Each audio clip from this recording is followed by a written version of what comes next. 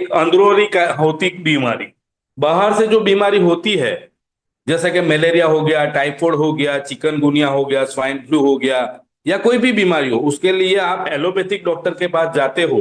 और वहां पे जैसी बीमारी ऐसा डोज मिलता है। कभी 1 वीक का डोज होता है, अगर टीबी हुआ है तो 6 महीने का डोज होता है। लेकिन वो दवाई लेने से आपकी जो भी बीमारी है, जो बाहर से होती है, वो ठीक हो जाती है। ठीक है। तो प्रॉब्लम जो है वो बाहर की बीमारी नहीं है, प्रॉब्लम जो है वो अंदर से होने वाली बीमारी है। जैसे अंदर से होने वाली बीमारी कौन कौन सी है? जैसे डायबिटीज हो गया, बीपी हो गया, थायराइड हो गया, सिकल सेल हो गया, थैलेसेमिया हो गया। ये सब भी एक बीमारी है।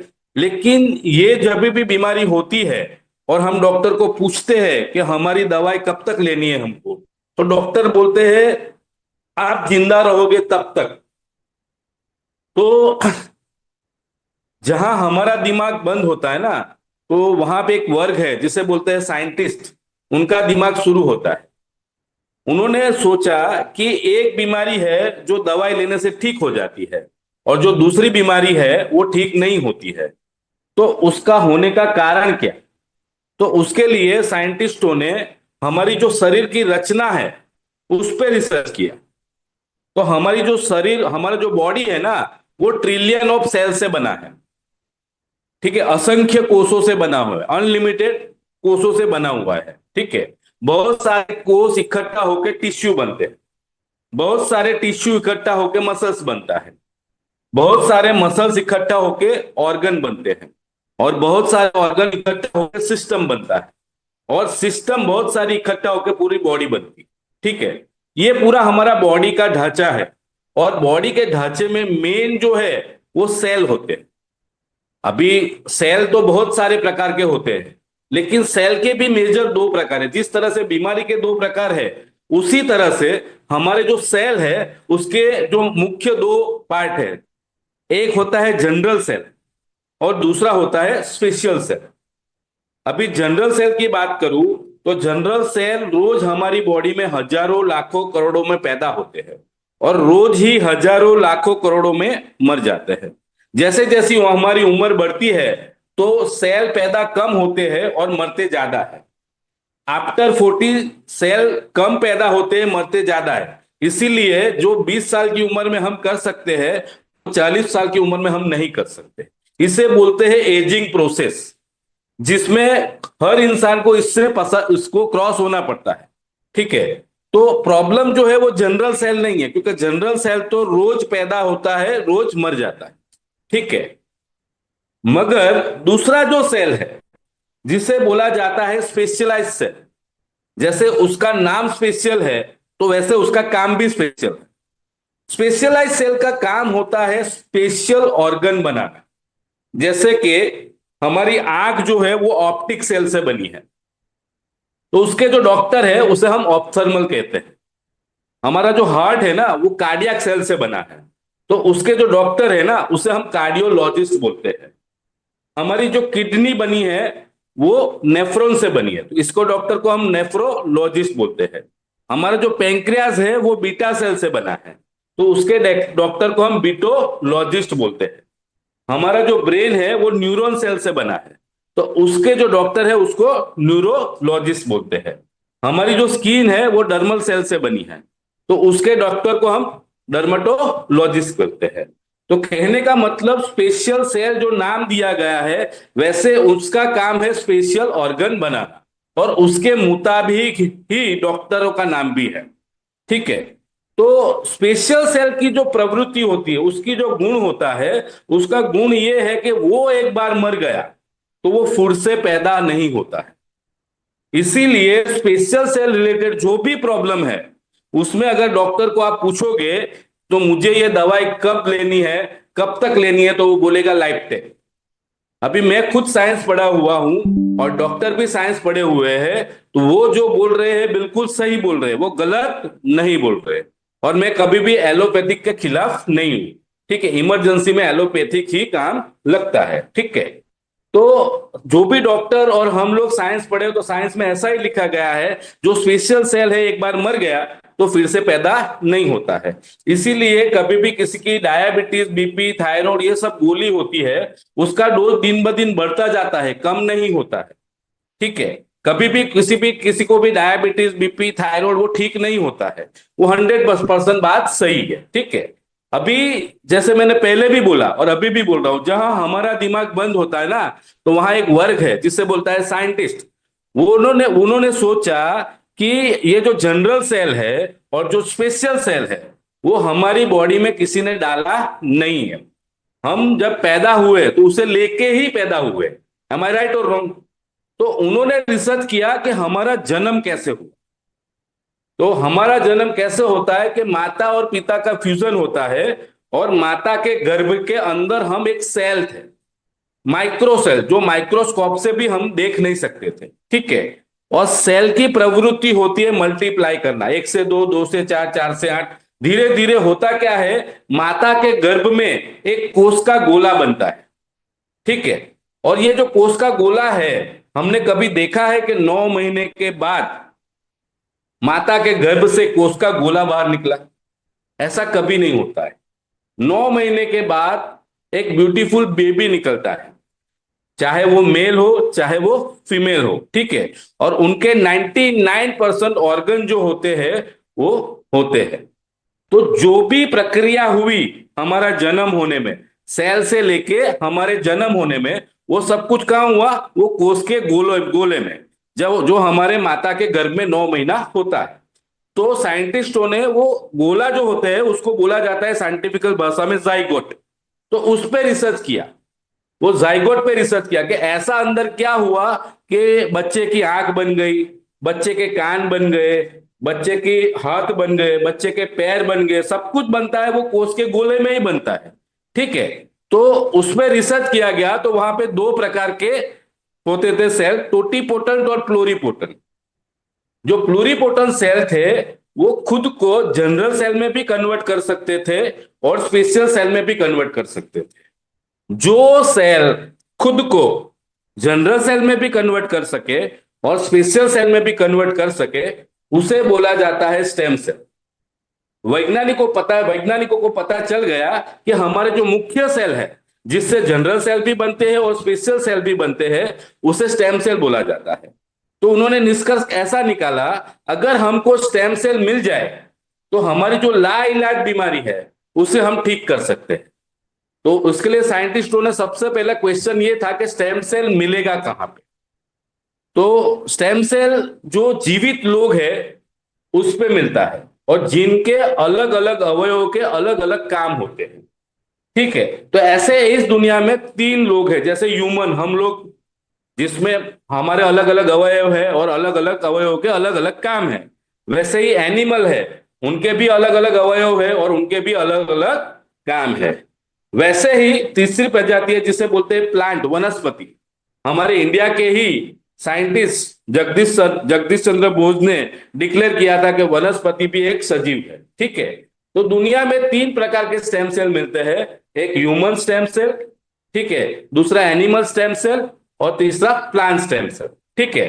तो साइंटिस्टों ने सबसे पहले ह्यूमन स्टेम सेल का रिसर्च किया कि ह्यूमन स्टेम सेल कहां मिलेगा।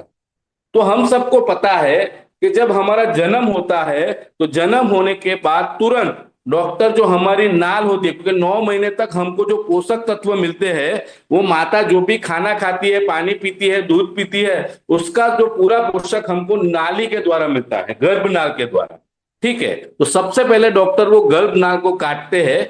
वो जो गर्भनाल है वो हमारा सबसे पहला स्टेम सेल है, उसे हम लोग एम्ब्रियोनिक स्टेम सेल बोलते हैं। ठीक है। पहले के जमाने में हमारे जो दादाजी थे, परदादाजी थे, वो किसी भी बच्चे का जन्म होता था तो वो जो नाल को है वो डिब्बी में संभाल के रखते थे, और उस बच्चे को कुछ भी होता था बीमारी तो उसको घिस के पिला देते थे और वो बच्चा ठीक हो जाता था। तो हमारी जो पहले वाली पीढ़ी थी उनको ये स्टेम सेल के बारे में पता था, लेकिन बीच में गैप आ गया तो हमारे पास तक ये नॉलेज नहीं आया। ठीक है। आज किसी भी बच्चे का जन्म होता है अस्पताल में, ठीक है। और अस्पताल में सबसे पहला डॉक्टर आपको सवाल पूछेगा कि आपके बच्चे की नाल आपको प्रिजर्व करनी है, क्योंकि वो उनको पता है ये एम्ब्रोनिक स्टेम सेल है, और उसको जैसे ब्लड बैंक है वैसी स्टेम सेल बैंक खोली गई है, उसमें -100 डिग्री टेम्परेचर में प्रिजर्व किया जाता है। उसको प्रिजर्व करने का खर्चा 20 से 25 साल का, जैसी बैंक वैसा खर्चा होता है, मिनिमम 5 लाख रुपया खर्चा होता है। ठीक है, उसका रेंट होता है संभालने का। तो वो स्टेम सेल क्यों संभाली जाती है, एम्ब्रोनिक स्टेम सेल संभाली क्यों जाती है?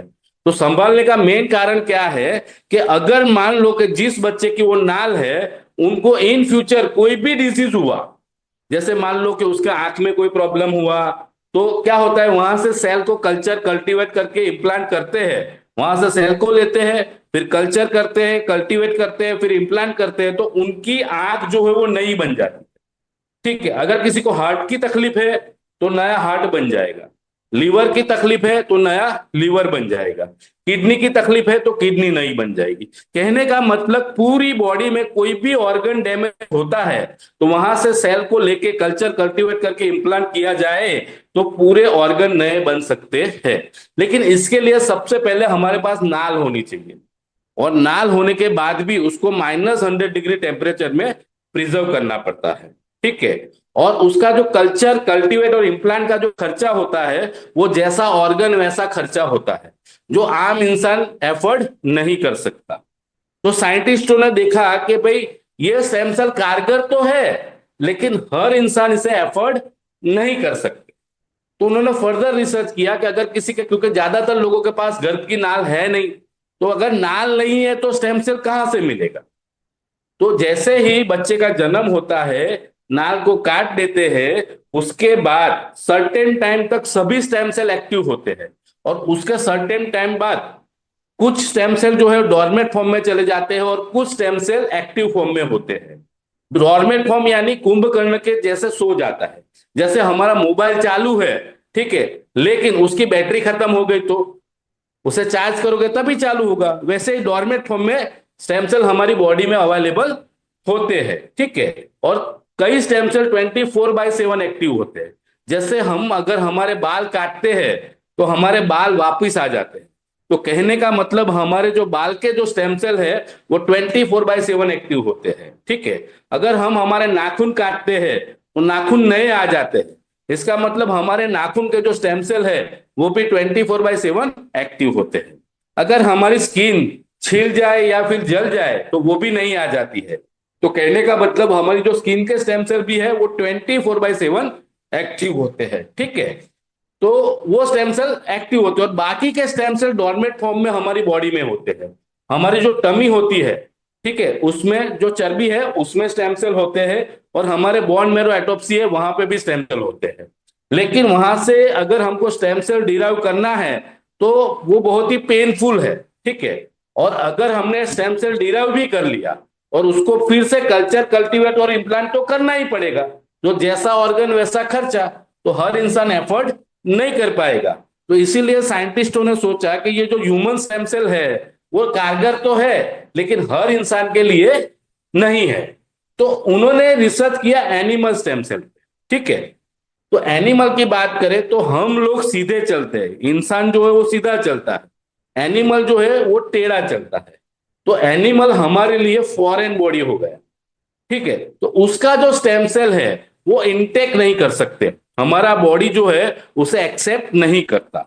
ठीक है, तो वो जो एनिमल के स्टेम सेल है वो कॉस्मेटिक इंडस्ट्री में यूज होते हैं, जैसे कि हमारे हेमा मालिनी जी, रेखा जी, जितेंद्र जी, अमिताभ बच्चन जी, जितने भी सेलिब्रिटी है, दुनिया के जितने भी सेलिब्रिटी है, जिनकी उम्र हो चुकी है लेकिन उनकी उम्र दिखती नहीं है, क्योंकि वो लोग जो है कॉस्मेटिक स्टेम सेल यूज करते हैं, और वो cosmetic stem cell animal stem cell में से बनते हैं, जिससे आप यंग दिखते हो। लेकिन वहां पे तो आप अच्छे दिख सकते हो, लेकिन अंदरूनी जो बीमारी है, जो लाइफ स्टाइल डिजीजेस बोलते हैं, वो तो ठीक होने वाली नहीं है। तो उसके लिए तीसरा जो है, जो प्लांट स्टेम सेल, पूरी दुनिया में प्लांट्स बहुत सारे, ठीक है, हजारों लाखों वनस्पति है, तो वनस्पति के स्टेम सेल पे रिसर्च करा गया।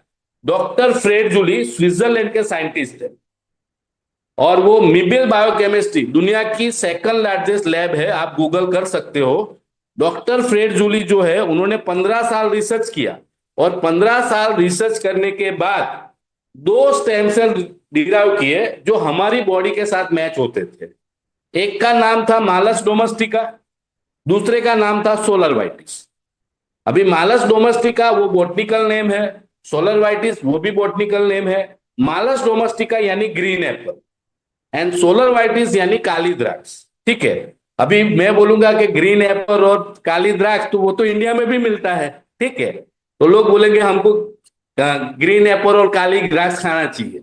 लेकिन जैसे कैली अपने जो मैंगो होती है ना, वो अलग अलग प्रजाति होती है ना, केसर कैरी, तोतापुरी कैरी, बादाम कैरी, ऐसे प्रजाति होती है। वैसी ही ये जो मालस डोमेस्टिका और सोलर वाइटिस है वो 200 साल पुराने पेड़ है, और वो सिर्फ और सिर्फ स्विट्जरलैंड में पाए जाते हैं। जैसे इंडिया के अंदर चंदन की जो खेती है वो गवर्नमेंट अंडरटेकिंग होती है, वैसे स्विट्जरलैंड के अंदर मालस डोमेस्टिका और सोलर वाइटिस की जो खेती होती है वो गवर्नमेंट अंडरटेकिंग होती है, क्योंकि वो ह्यूमन बॉडी के लिए बहुत ही कारगर है, बहुत ही उपयोगी है। ठीक है, तो डॉक्टर फ्रेड जूली ने ये जो मालस डोमेस्टिका है और सोलर वाइटिस है उसके स्टेम सेल को डिराइव किया। उसके स्टेम सेल क्यों डिराइव किया? क्योंकि जैसे हमारा एप्पल है उसे अगर हम काटते हैं तो दूसरी मिनट में ही काला पड़ना शुरू हो जाता है। ठीक है, लेकिन अगर आपने मालस डोमेस्टिका रखा और उसको काटा और 15 दिन के बाद भी आओगे तो तब भी आपको ऐसा ही लगेगा कि अभी काटा है, इतना फ्रेश रहेगा। फिर हमारा काटा हुआ सेब अगर मान लो कि अगर पेड़ पे अगर थोड़ा टूट गया तो कभी वापस भरता नहीं है, वो सड़ के नीचे गिर जाता है। लेकिन मालस डोमेस्टिका जो है उसमें अगर थोड़ा सा भी छेद हो गया तो अपने आप वो भर जाता है। तो डॉक्टर फ्रेजुले ने क्या किया कि ये जो मालस डोमेस्टिका और सोलर वाइटिस है उसके जो स्टेम सेल डिराइव किए और वहां के लोकल लोगों को एंटी एजिंग के लिए ये प्रोडक्ट दिया गया था। ये जो प्रोडक्ट है कोई भी डिजीज के लिए प्रोडक्ट नहीं बना था, एंटी एजिंग के लिए दिया था। ठीक है, लेकिन जो स्टेम सेल का काम क्या है? नया सेल बनाना, मरे हुए सेल को जागृत करना। ठीक है, और जो बीमार सेल है उसको चार्ज करना। तो उससे हुआ क्या, जिन लोगों को एंटी एजिंग के लिए दिया गया था तो एंटी एजिंग में तो बहुत ही शानदार रिजल्ट मिले, लेकिन किसी का शुगर ठीक हो गया, किसी का बीपी ठीक हो गया, किसी की किडनी जो थी बंद थी वो चालू हो गई, किसी का लीवर ठीक हो गया, किसी का पैरालिसिस ठीक हो गया, किसी का कैंसर ठीक हो गया। तो ये होने का मेन कारण क्या था कि स्टेम सेल क्या करता है, जनरल सेल भी बनाता है और स्पेशल सेल भी बनता है। ठीक है, अगर वो सेल बनेगा तो नया टिश्यू बनेगा, नया टिश्यू बनेगा तो नया मसल्स बनेगा, नया मसल्स बनेगा तो नया ऑर्गन बनेगा, नया ऑर्गन बनेगा तो नया सिस्टम बनेगा, नया सिस्टम बनेगा तो पूरा बॉडी नया बन जाएगा। ठीक है, और पूरा बॉडी नया बनेगा, नए सेल बनेंगे तो हम हेल्दी हो जाएंगे। तो कहने का मतलब जो स्टेम सेल है वो डिजीज ओरिएंटेड प्रोडक्ट नहीं है, वो सेल बनाने का काम करती है। ठीक है, तो उन्होंने क्या किया कि लोगों की बीमारी ठीक हुई तो उन्होंने ये मालस डोमेस्टिका और सोलर वाइटिस जो स्टेम सेल है उसको फाइटोसेल टेक नाम से पेटेंट कर दिया, और पूरी दुनिया में मालस डोमेस्टिका और सोलर वाइटिस सिर्फ और सिर्फ डॉक्टर फ्रेड जूली के मिलते हैं। ठीक है, तो पूरी दुनिया में आज तक ये दो स्टेम सेल तो मिल ही रही है। 2012 में उन्होंने पेटेंट किया था, 2012 से अब तक मालस डोमेस्टिका और सोलर वाइटिस फाइटोसेल्टेक के पेटेंट से मिलता है। ठीक है, तो पूरी दुनिया में हजारों लाखों लोगों ने इस प्रोडक्ट का बहुत ही शानदार बहुत ही जबरदस्त रिजल्ट लिया। लेकिन खुशी की बात आपको यह बताऊं कि इसके साथ साथ हमारे जो कंपनी के रचयिता है डॉक्टर अर्जुन मीर साहब, उन्होंने तीसरा स्टेम सेल डिराइव किया। पूरी दुनिया में सिर्फ दो स्टेम सेल वाली प्रोडक्ट मिलती है, लेकिन विश्वम आयुर्वेदा प्राइवेट लिमिटेड का मैं धन्यवाद करता हूं, उन्होंने तीसरा स्टेम सेल डिराइव किया जिसे बोला जाता है प्रिकली प्रिय स्टेम सेल। प्रिकली प्रिय स्टेम सेल वाली पूरी दुनिया में सिर्फ और सिर्फ विश्वम आयुर्वेदा प्राइवेट लिमिटेड के पास प्रोडक्ट है। तो कहने का मतलब हमारे पास मालस डोमेस्टिका और सोलर वाइटिस तो है ही जो पूरी दुनिया बेच रही है, लेकिन हम दूसरे से अलग क्यों है? तो हमारे पास तीसरा स्टेम सेल है जिसे बोला जाता है प्रिकली प्रिय स्टेम सेल, जिसे हिंदी में बोला जाता है फिंडला। जो रेड कलर का फूल होता है कैक्टस का, वो जो फूल है उसमें से स्टेम सेल डिराइव किया। और वो स्टेम सेल जो है किसी का भी ब्लड कम कम होता है तो तुरंत बढ़ा देता है। लेडीज के जितने भी प्रॉब्लम होते हैं उसमें बहुत ही फास्ट रिजल्ट देता है। कैल्शियम है, B12 है, कहने का मतलब किसी को थकान होती है, सब में बहुत ही शानदार रिजल्ट देता है। तो कहने का मतलब मालस डोमेस्टिका, सोलर वाइटिस और पिकली प्लीगस, तीन स्टेम सेल बन के, तीन स्टेम सेल इकट्ठा होके हमने ये प्रोडक्ट बनाई। अभी मार्केट में जितने भी स्टेम सेल मिलते हैं उसमें सिर्फ दो स्टेम सेल है, हमारे पास तीन स्टेम सेल है। तो कहने का मतलब हमारी जो क्वालिटी है वो सबसे बेस्ट है। दूसरा, मार्केट में जितना भी स्टेम सेल मिलता है वो 1.5 ग्राम का मिलता है। 1.5 ग्राम का एक सैचेट होता है, हमारा जो सैचेट है 3 ग्राम का है, यानी हमारी क्वालिटी भी बेस्ट है और क्वांटिटी भी ज्यादा है। ठीक है। और कहने का मतलब ये प्रोडक्ट बहुत ही शानदार बनाई। अभी ये जो स्टेम सेल हमने डिराइव किया, जो हमने प्रोडक्ट बनाया, ठीक है, और हम लोग 1 साल से पूरी दुनिया भर में ले रहे हैं। ये जो प्रोडक्ट है ना, वो 220 बीमारी ठीक कर सकता है। हमको पता है कि रामायण में एक कैरेक्टर आता है, लक्ष्मण जी जब मूर्छित हो जाते हैं ना, तो हनुमान जी संजीवनी लेके आते हैं और वो लेने से लक्ष्मण जी खड़े हो जाते हैं। ठीक है ना। वैसे ही 21वीं सदी की हमारी जो प्रोडक्ट है जिसका नाम दिया गया है एक्टिव प्लांट स्टेम सेल, ये जो है वो संजीवनी है दोस्तों। ठीक है।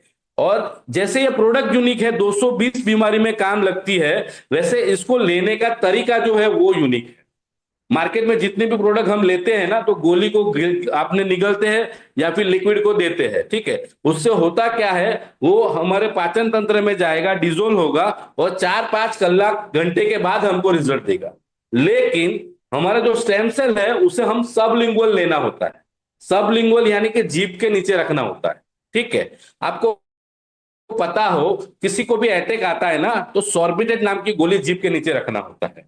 ठीक है। उसको रखने से उसको अस्पताल जाने का समय मिल जाता है, वो इंसान बच जाता है। ठीक है। अगर किसी को ड्रग्स, कोई बंदा ड्रग्स लेता है तो वो भी जीभ के नीचे रखता है, कोई तंबाकू खाता है वो भी जीभ के नीचे रखता है। उसका कारण क्या है कि जीभ के नीचे 6,600 से ज्यादा कैपिलरीज है, जिससे क्या होता है कि हम जो भी चीज जीभ के नीचे रखते हैं वो इंस्टेंट हमारे ब्लड में चला जाता है और हमारा ब्लड जो है हमारे बॉडी के हर सेल तक पहुंचता है। ठीक है।